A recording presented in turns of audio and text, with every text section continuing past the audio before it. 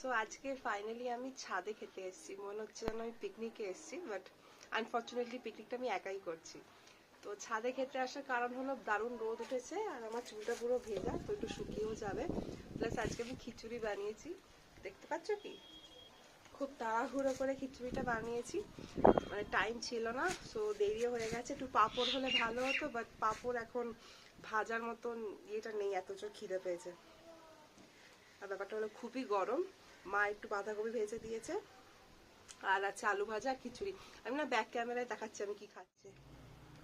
এই রইল খিচুড়ি আমার, আলু ভাজা আর বাঁধাকপির তরকারি, দারুণ হয়েছে। তো পিকনিক এবার একটাও পাইনি, তো কি হয়েছে, নিজে নিজেই পিকনিক করে নিই।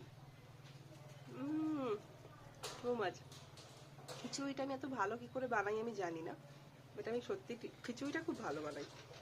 মানে এই ভিডিওটা যদি আমার রিকি দেখে ও জিভে জল আসবে, ও প্রচন্ড ভালোবাসে আমার হাতের খিচুড়ি।